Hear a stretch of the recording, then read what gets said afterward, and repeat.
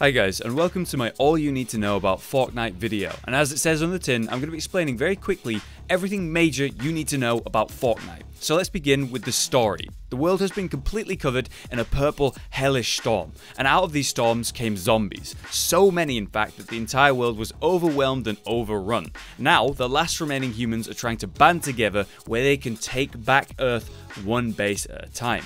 A small group of survivors have fought their way to a rundown facility that they're now able to use as sort of a command center. That will become your base of operations for retaking Earth. Now the story is out of the way, let's talk gameplay. Fortnite is a 1 to 4 player game, so you can fly solo if you want, or you can group with up to 3 other friends to complete the missions. And starting out at level 1, you'll end up having a very small group of survivors to work with, I mean really small. And with just a few weapons and people, you're going to have to try take back what you can, starting in the small town of Stonewood. We see 5 major mission types here: fight the storm, ride the lightning, rescue the survivors, destroy encampments, and retrieve the data. So in these missions, the core of the game will work as you might imagine. Find your objective, build up your base however you want, and then try to survive with as many people as you can, getting way more intense as you progress through the game.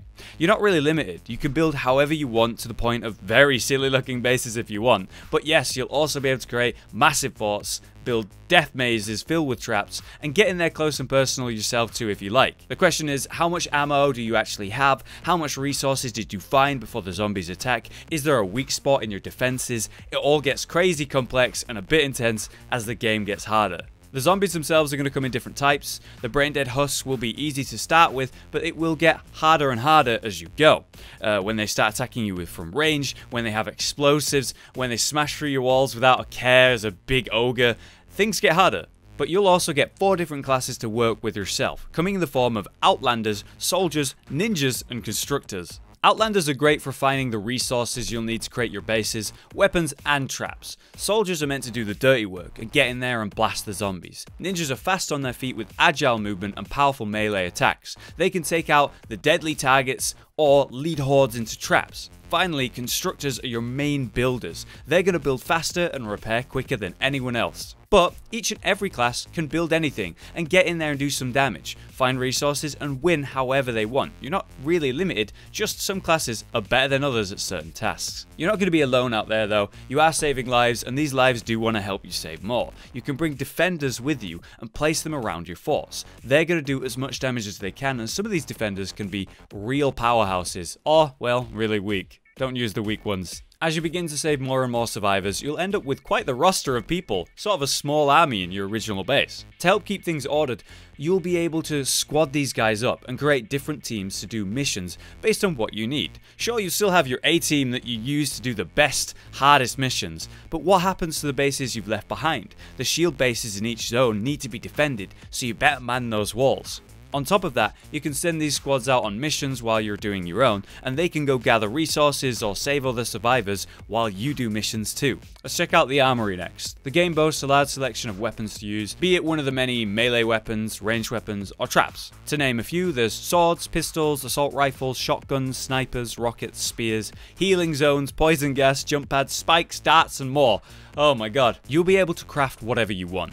You can create ammo for your guns, you can find loot in the world to give you new types too. But be warned, your weapons and traps will expire. Once you put a trap down, it's down. If you end up hitting too many husks with your sword, it will break eventually. You might run out of ammo, your gun might jam and break. There's always a limit to everything you use, so you're always going to have to craft and repair more and more. Next up, we have the skill trees and the research tiers. As you play and level up, you'll also be able to power up your commander too, not just the heroes you're playing. In the skill trees, you'll be able to unlock new class types, new abilities for your heroes, and lots of different passive bonuses too. This is where you really set yourself up to be your favorite class if you want to. So say you really want to be a ninja, you can focus to get to the ninja tree as fast as possible, unlock more ninja abilities, and make the ninja class stronger with passive bonuses too. Or you can do that with your constructor, outlander, or soldier, or whatever you like. So the skill trees can get very in depth, gives you tons of gadgets later on, and you'll need those as things get much harder, right? But on the other hand of things, the research tier, this is where you'll unlock new attributes and more passive benefits too. you'll have more points to spend on your characters, and better stats like damage, health, or even tech. Getting to grips with the core of the game is going to be important, but finding your playstyle and finding that role you like to be on your team can be even better. And if you find it, you can focus it and be a vital asset to your team. Finally, loot comes in many forms. You're going to find loot in missions or by completing quests or the missions themselves. But there's also these things called llamas. Yep, llamas. They work like a loot crate. You smash them like a piñata and you get random rewards like defenders, survivors, weapons, and tools. Some of them will be standard levels of loot, but sometimes you'll get lucky and they might be awesome. To get these, you can just play the game, complete quests and missions, or you can spend V-Bucks, which is the IRL currency system or the microtransactions of the game.